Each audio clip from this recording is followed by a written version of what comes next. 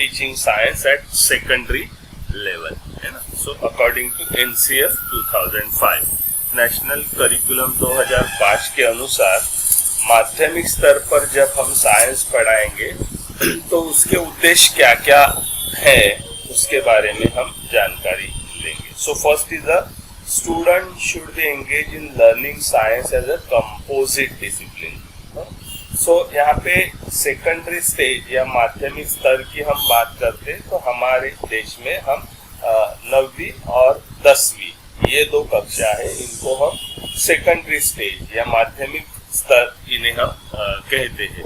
हालांकि कभी कभी आप देखते हो माध्यमिक स्कूल में 8वीं भी आ जाता है, स्टैंडर्ड 8 भी आ जाता है, but standard 8 is in upper primary stage actually. लेकिन कुछ हाई स्कूल में कुछ स्कूलों में 8वीं 9वीं 10वीं एक साथ पढ़ाते हैं, बट एक्चुअली जब हम सेकेंडरी स्टेज की बात करते हैं, माध्यमिक स्तर की बात करते हैं, तो हम 9वीं और 10वीं के बारे में बात करते हैं। सो 9वीं और 10वीं की हम बात करें तो हमें पता है कि इस स्टेज पे साइंस जो सब्जेक्ट है वो साइंस सब्जेक्ट हम सेपरेट ना पढ़ते हुए हम कंपोजिट डिसिप्लिन करके उसको हम पढ़ते हैं। तो आपने देखा होगा 9वीं और 10वीं के बुक्स, तो उसमें आपने देखा होगा साइंस पार्ट 1 और साइंस पार्ट 2 इस तरह के बुक्स वहाँ पे आपको दिखाई देंगे। Am I correct? आपने 9वीं और 10वीं के बुक देखे हैं, कैसे है कोई बताएगा? हाँ, 9वीं का बुक, हाँ बोलो। Yes, 9 yes correct, absolutely correct. हाँ, तो अभी थोड़ा सा इम्प्रूवमेंट हुआ है। 9 में एक ही बुक है, लेकिन there are 2 parts in that book, part 1 and part 2।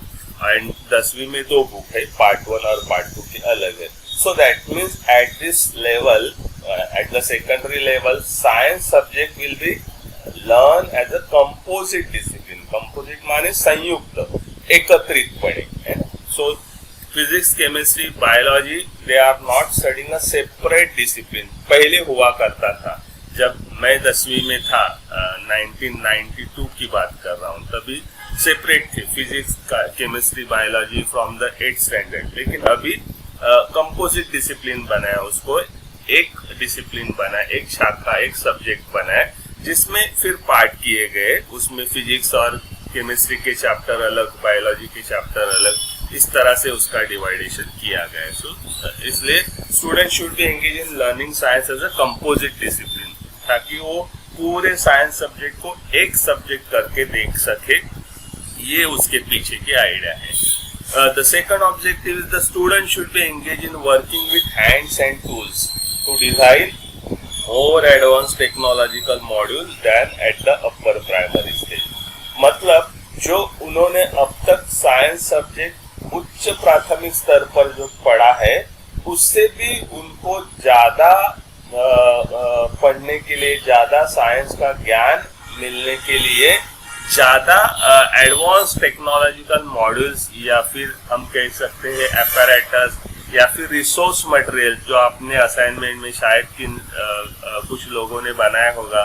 So resource material, teaching add जिसको हम कहेंगे, रिसोर्स मटेरियल कहेंगे, एपैरेटस कहेंगे।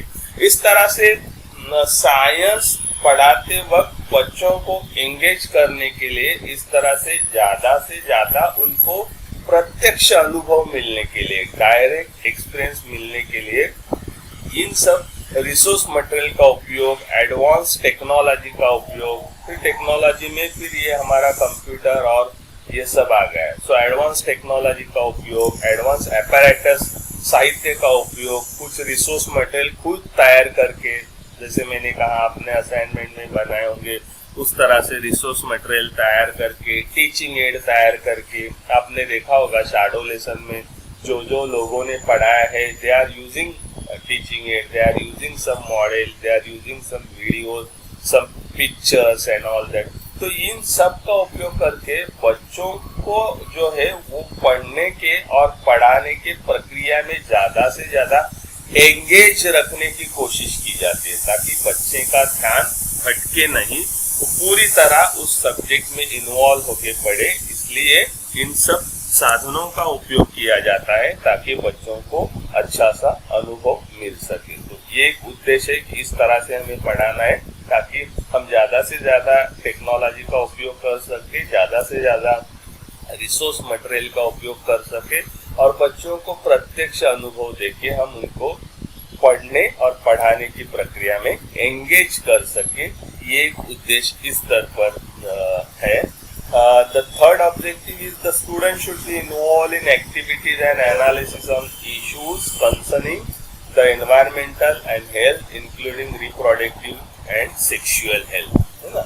So इस लेवल पे बच्चे जो है वो थोड़े मैच्योर हुए हैं।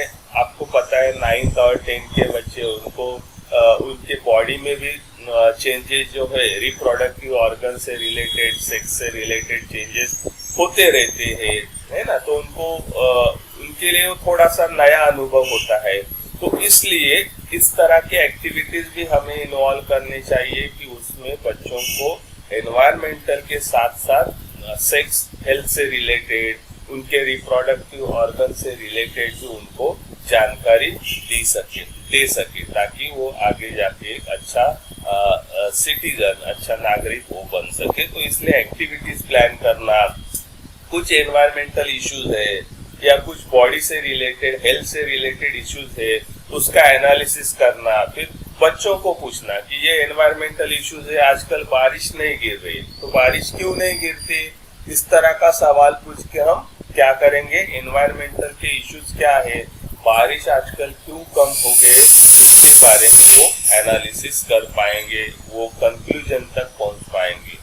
या किसी को हेल्थ से रिलेटेड इश्यूज है तो हेल्थ से रिलेटेड इश्यूज क्यों हो सकता है, उससे रिलेटेड हम बच्चों को एनालिसिस करने के लिए प्रेरित करेंगे, उनको मोटिवेट करेंगे और बच्चे उस तरह से आपको जवाब दे सकेंगे। सो इसलिए इस तरह की एक्टिविटीज प्लान हमें करनी चाहिए। So that is the main objective. आप जब 9th-10th स्टैंडर्ड को या सेकेंडरी लेवल पे पढ़ाओगे तो you should teach them through the activities.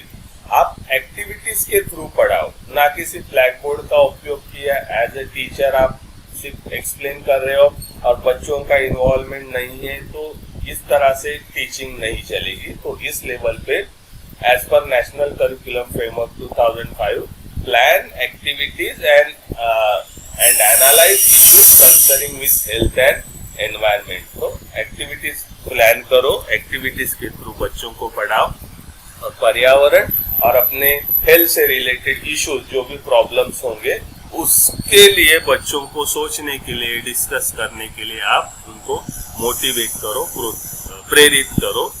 This is the one of the objective at secondary stage. Then the next one, the student should be engaged in systematic experimentation as a tool to discover, verify theoretical principles. है ना। तो हम देखते हैं कि हम book में बहुत सारे theoretical principles है, मतलब जो सैद्धांतिक तत्व आपण ज्याला म्हणू, है ना, जो theoretical principles दिए हैं, कुछ रोल दिए होंगे, कुछ साइंस के लॉज दिए होंगे, कुछ साइंस के फॉर्मूले दिए होंगे, कुछ साइंस के कंसेप्ट दिए होंगे, कुछ साइंस से रिलेटेड कैरेक्टरिस्टिक, गुणधर्म दिए होंगे। तो बुक में दिए हैं वो सही है कि नहीं, उसको वेरीफाई करने के लिए, टेस्टिफाई करने के लिए हमें क्या करना चाहिए, सिस्टमैटिक एक्सपेरिमेंटेशन, प्रयोग के द्वारा, है ना, पद्धतशीर प्रयोग आपल्याला। सो systematic experimentation we as a teacher should conduct in the class and engage the student in that। सिर्फ हम नहीं करेंगे तो बच्चों का इन्वॉल्वमेंट उसमें लेंगे। तो इस तरह से प्रयोग के द्वारा जो ऑलरेडी प्रिंसिपल साइंस के या साइंस के जो लॉज है, जो रूल्स है, जो कंसेप्ट है, जो फॉर्मूले है, वो कैसे सही है वो बताने की कोशिश हम प्रयोग के द्वारा कर पाएंगे। So that is the main M of teaching science through the experimentation. जैसे मैंने कहा कि इनर्शिया, कि हर एक चीज को जड़त्व होता है, जब तक आप उसको नहीं हटाओगे, फोर्स नहीं लगाओगे, तब तक वो चीज आगे मूव नहीं करती। तो इसके लिए आपको एक्सपेरिमेंट पता है, हमने किया भी है स्कूल लेवल पे, कि हम एक ग्लास में पानी लेते थे कांच के, उसके ऊपर कार्ड रखते थे और उसके ऊपर हम कॉइन रखते थे, और अगर मैं कार्ड को जोर से मारूंगा तो कार्ड दूर उड़कर जाता है लेकिन कॉइन गिलास में पड़ता है। कॉइन ग्लास के साथ या कार्ड के साथ नहीं उड़ता है। तो why? Because of the inertia. तो इनर्शिया ये हमने पढ़ाया, अभी ये कैसे सही है उसका एक्सपेरिमेंट करके मुझे बच्चों को दिखाना चाहिए।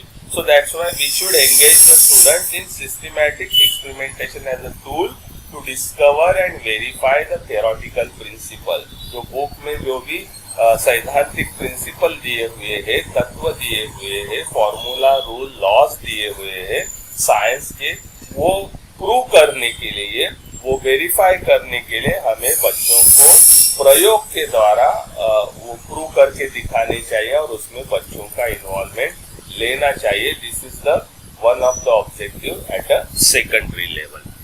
And the last one, the student should work on locally significant project involving science and technology। बच्चे उनके जो लोकली जिस एरिया में बच्चे रहते हैं उस एरिया से रिलेटेड जो भी प्रोजेक्ट होंगे उनके ऊपर बच्चे काम करेंगे, उसमें वो अपने विज्ञान और तंत्रज्ञान के नॉलेज का उपयोग करेंगे। अभी लोकली सिग्निफिकेंट प्रोजेक्ट क्या है? समझो बच्चे गांव के स्कूल में आप पढ़ाते हो, तो गांव में वाटर रिसोर्सेस कौन कौन से है उसकी जानकारी के लिए मैं बच्चों को प्रोजेक्ट दूंगा। फिर बच्चे गांव का सर्वे करके कौन से रिसोर्सेस, तालाब होगा, नदी होगी या समंदर होगा या और छोटे कुएं होंगे, है ना, वीरी स्टील या और कोई रिसोर्सेस होंगे, झरने होंगे, तो कौन से रिसोर्सेस में पानी पीने के लायक है, अच्छा है, उसको हम कैसे पोल्यूशन फ्री बना सकते हैं, उसके ऊपर बच्चे सर्च करेंगे, प्रोजेक्ट बनाएंगे और अपना ओपिनियन उसके ऊपर देंगे। तो इस तरह से, या फिर आप शहर में रहते हैं और शहर में पोल्यूशन की समस्या ज्यादा है, प्लास्टिक की समस्या ज्यादा है, तो बच्चों को इस तरह से प्रोजेक्ट हो कि प्लास्टिक का आप ऑब्जर्व करो, आपके एरिया में कहाँ कहाँ किस तरह के प्लास्टिक पड़े हुए हैं, कौन कौन से खास प्लास्टिक है, और फिर उसको कैसे हम नष्ट कर सकते हैं, लोगों में कैसे अवेयरनेस इसके बारे में, प्लास्टिक कम यूज करने के लिए हम अवेयरनेस निर्माण कर सकते हैं, प्लास्टिक से क्या नुकसान होता है हमको या फिर प्राणी जो है जो घूमते हैं शहर में, गाय, बैल और कुत्ते वगैरह, तो इसके ऊपर आप प्रोजेक्ट दोगे तो बच्चे सर्वे करेंगे कहाँ कहाँ प्लास्टिक पड़ा है, किस तरह का प्लास्टिक ज्यादा है, कैरी बैग ज्यादा है या फिर वेफर और बिस्किट के ज्यादा प्लास्टिक यूज किए हैं या फिर और किसी तरह के प्लास्टिक ज्यादा है, फिर वो जब एनिमल खाते हैं तो क्या होता है या इससे कैसे दुर्गंधी फैलती है, इसको कैसे कम करेंगे, इसके ऊपर। So what ever the locally significant, उनको अपने साइंस का जो उन्होंने ज्ञान लिया है, साइंस और टेक्नोलॉजी का, उसका उपयोग करके वो अपने स्थानिक लेवल पर उसका उपयोग कर सकेंगे और स्थानिक लेवल पर जो भी समस्याएं हैं या जो भी इश्यूज है उसके ऊपर वो टैकल कर सकेंगे, वो सॉल्व कर सकेंगे। सो इस तरह से प्रोजेक्ट हमें बच्चों को देना चाहिए। तो students should be engaged, students should be involved in locally significant project in which they can involve, they can use their science and technology related knowledge. So these are the objectives of teaching science at a secondary level. इस पे कुछ doubt है? 5 objective देख लीजिए, कोई समझा नहीं है ऐसा कुछ है? Okay, clear all of you? Okay, thank you. चलो, then we will move towards our last objective, that objective of teaching science at higher secondary level या higher secondary stage, उच्च माध्यमिक स्तरावरील उद्दिष्टे as per NCF 2005. So higher secondary level, इसका मतलब हमें पता है that is a junior college, we generally we call as a junior college, 11th and 10th standard पे। तो 11th और 10th standard पे साइंस सब्जेक्ट कैसे होता है जैसे सेकेंडरी लेवल पे कंपोजिट होता है, सम्मिश्र या एकत्रित होता है। Then what about higher secondary level, कैसे होता है? ये सो सेपरेट होता है। In short it is a separate, physics, chemistry and biology, these are a separate subjects are there. Am I correct? बराबर है? Okay, so at the higher secondary stage, science should be introduced as a separate discipline. मतलब chemistry की अलग subject होता है, biology अलग subject होता है, फिजिक्स अलग सब्जेक्ट होता है, और उसमें डिटेल में पढ़ाया जाता है। And it will be emphasis on experiment, technology and problem solving. ज्यादातर इस लेवल पे हम किस पे जोर देते? एम्फेसिस मतलब जोर देना, भर देणे आपण ज्याला म्हणतो, फोकस करना। So we are imposing on experiment, प्रयोग के ऊपर ज्यादा फोकस किया जाता है, ज्यादा जोर दिया जाता है। टेक्नोलॉजी के यूज के ऊपर, टेक्नोलॉजी मतलब इंस्ट्रूमेंट होंगे। देखो हम 11th और 12th का आप याद करो, आपको पता चलेगा हमने पहली बार बहुत सारे माइक्रोस्कोप का यूज करना सीखा था, हमने स्लाइड का यूज करना सीखा था, है ना, हमने सेक्शन लेना सीखा था। So these are all technology. Technology मतलब सिर्फ कंप्यूटर नहीं। तो इन सारी तंत्र ज्ञानों का उपयोग हमने इस लेवल पे हम करते हैं, और यहाँ पे हम खुद जो भी प्रॉब्लम है वो प्रॉब्लम सॉल्व करने की कोशिश करते हैं। So at the higher secondary stage, teaching of science, the science should be introduced as a separate discipline and it will be emphasis on experiment, technology and problem solving. बच्चों को प्रयोग में involve ज्यादा करो, बच्चों को टेक्नोलॉजी यूज करने के लिए ज्यादा मोटिवेट करो, उस तरह की ट्रेनिंग दो, और वो खुद अपनी समस्या हल कर सकेंगे। इस तरह की सिचुएशन इस लेवल पे एज अ टीचर हमें क्रिएट करनी है। So this is one of the objective at higher secondary level. Then the curriculum load should be rationalized to avoid the steep gradient between secondary and higher secondary syllabus. Okay, तो अभी क्या होता है, 10वीं से बच्चे सीधा कॉलेज में जाते हैं, 11वीं में जाते हैं। तो फिर आप सिलेबस जब तैयार करोगे साइंस का, तो ऐसा ना हो कि एकदम ही 10वीं तक अलग था और 11वीं 12वीं में गए तो कुछ अलग ही है, और बच्चों को फिर थोड़ा सा मन में डर लगने लगे। तो इस तरह से एकदम स्टीप ग्रेडियंट, मतलब हम बोलते हैं ना कि एकदम सीधी चढाण है ना, सरळ असं आपल्याला काहीतरी, आता आपण आतापर्यंत ग्राउंडवर फिरत होतो जमिनीवर, ने आता एकदम आपल्याला पर्वत चढायचंय, म्हणजे उंच कठीण चढाई आहे। स्टीप ग्रेडियंट म्हणजे कठीण चढाई, असं त्याचा शब्दशः अर्थ आहे। सो असं न होता देर शुड बी रॅशनलाइज, म्हणजे 9वी 10वी पर्यंत जे काही त्यांनी अभ्यासलेलं आहे, the the syllabus of higher secondary level should be on the basis of that, है ना, उन्होंने जो पहले पढ़ा है उसके आधार पर हो, ना कि एकदम बहुत ही गहरी तफावत हो, गहरी दरी हो, है ना। म्हणजे 10वी पर्यंत आणि 11वी 12वी या दोन वर्गांमध्ये खूप मोठी दरी नको, खूप मोठा फरक नको।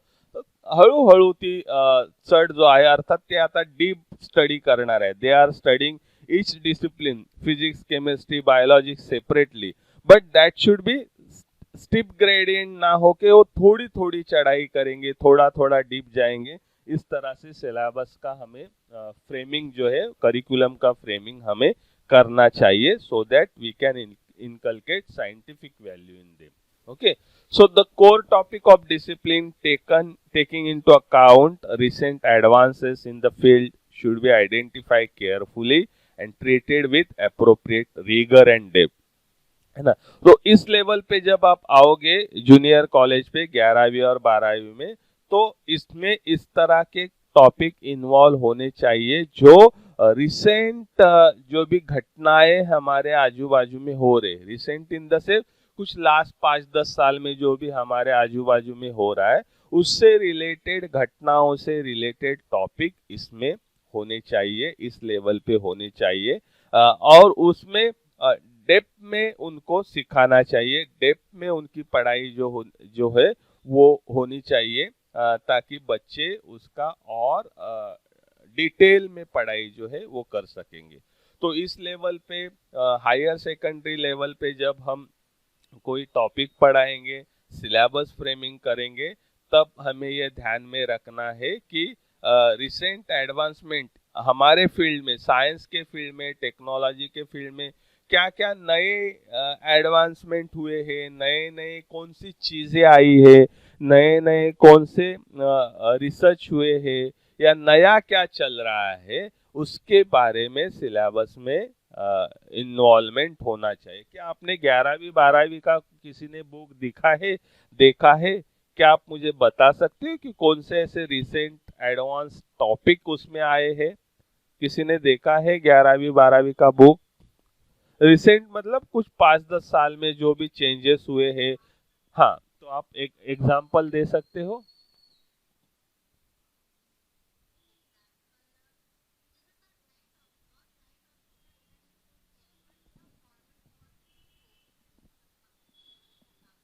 Okay.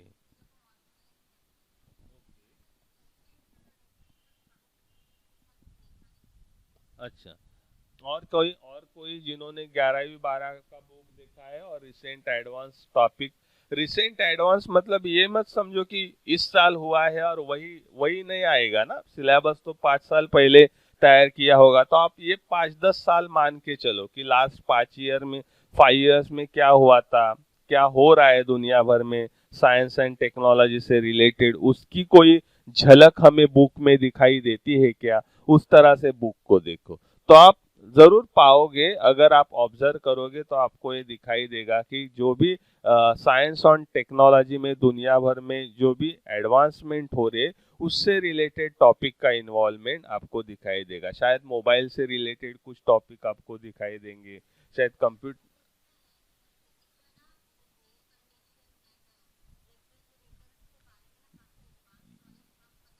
Yes, that's right. That's very good example. So related to refrigerator, related to air condition, पहले नहीं था। मतलब मैंने जब 11वीं 12वीं पढ़ा तो ये मैंने नहीं सुना था कि एसी और इसके बारे में टॉपिक है। तो अभी आप बोल रहे कि related to this topic are there, so what that is related to recent advancement. हाल में, फिलहाल में जो भी कुछ साल पहले जो भी अभी लोग सब एसी यूज करने लगे, लोग सब घर घर में रेफ्रिजरेटर यूज करने लगे, घर घर में आजकल वैक्यूम क्लीनर यूज होने लगा है, तो उससे रिलेटेड टॉपिक होना जरूरी है। तो ये बहुत बढ़िया एग्जाम्पल आपने दिया। तो दैट इज मीन, वही मैं समझाने की कोशिश कर रहा था कि इस तरह के टॉपिक जो है वो होने चाहिए, और उसका डेप्थ स्टडी, उसका डेप्थ इन्वॉल्वमेंट अगर बुक में हो तो बच्चे उसका आगे जाके एप्लीकेशन कर सकेंगे। तो इस तरह से कोर टॉपिक इस डिसिप्लिन में, इस लेवल पे, हायर सेकेंडरी लेवल पे होना जरूरी है। The science curriculum aim to cultivate objectivity and critical thinking.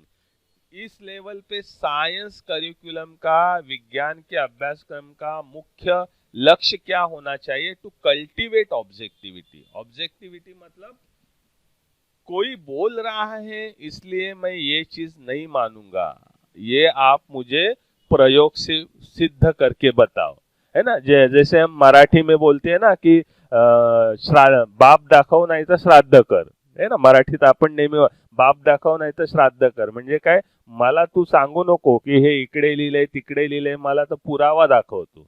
So objectivity मतलब क्या है? ऑब्जेक्टिविटी का मतलब है कि you just show me, you just prove me, है ना। तो ये इस तरह की ऑब्जेक्टिविटी कल्टीवेट करना जरूरी है। This is a value of teaching science. Science आप पढ़ाओगे तो वस्तुनिष्ठता मतलब कोई भी अगर उसको करेगा तो वही रिजल्ट आना चाहिए। नहीं फिर हम अंधश्रद्धा के बारे में बात करेंगे तो कोई बोलेगा नहीं भूत होता है, फिर ये होता है, मैंने देखा है। तो साइंस का जो आदमी होगा वो बोलेगा कि मुझे दिखाओ, तुम्हें दिखाई देगा तो मुझे भी दिखाई देना चाहिए, मुझे दिखाओ, नहीं तो ये सारी बातें मेरे सामने मत करो। So that is objectivity. जैसे हम कहते हैं ना कि सीधा एग्जाम्पल है कि अगर मैं आज का टेम्परेचर लूंगा तो आज का टेम्परेचर, चाहे टेम्परेचर में मैं काउंट करूं एक ही रूम का, मतलब हम समझो एक हमारे कॉलेज में बैठे हैं, क्लास में बैठे, और क्लास का टेम्परेचर मैं काउंट करूं, शाज काउंट करे, आफरीन काउंट करे, लुम्बिनी काउंट करे, सुरेश काउंट करे, कोई भी काउंट करेगा, तो टेम्परेचर वही आएगा, उसमें बदलाव नहीं होगा, है ना। समझो आज का टेम्परेचर 28 डिग्री है तो 28 डिग्री सेल्सियस ही दिखाएगा हर एक को। So that is objectivity. या मैं वाटर का बॉइलिंग पॉइंट मुझे 100 दिखाई देगा, प्रीति को 200 दिखाई देगा, ऐसे होगा का नहीं होगा। सो दिस इज ऑब्जेक्टिविटी, मतलब सबको एक ही उसका उत्तर जो है, आंसर जो है वो दिखाई देगा, and that we can prove through the experiment. So इस तरह से ऑब्जेक्टिविटी जो है, वस्तुनिष्ठता जो है, वो हमें कल्टीवेट करनी है साइंस के curriculum through. And critical thinking, बच्चे सोचना चाहिए critically, they should think critically. जैसे मैंने कहा, कोई बोल रहा है, किसी ग्रंथ में लिखा है, किसी बाबा ने कहा है, किसी और कोई हमारे संत ने कहा है, या कोई हमारे समाज का एक रेप्यूटेड आदमी कह रहा है, टीवी में दिखा रहे, इसके लिए मैं उस पे ऊपर विश्वास नहीं रखूंगा। I should think critically. मैं उसको चिकित्सक, मैं उसकी चिकित्सा करूंगा, मैं उसको एनालाइज करूंगा, मैं उसमें लॉजिक कुछ है क्या वो देखूंगा, और तभी जाके उन सब चीजों के ऊपर मैं विश्वास रख पाऊंगा। तो इस तरह की बातें जो है वो साइंस करिकुलम के थ्रू हम बच्चों में निर्माण करना जरूरी है, तभी हम कह सकते हैं कि हम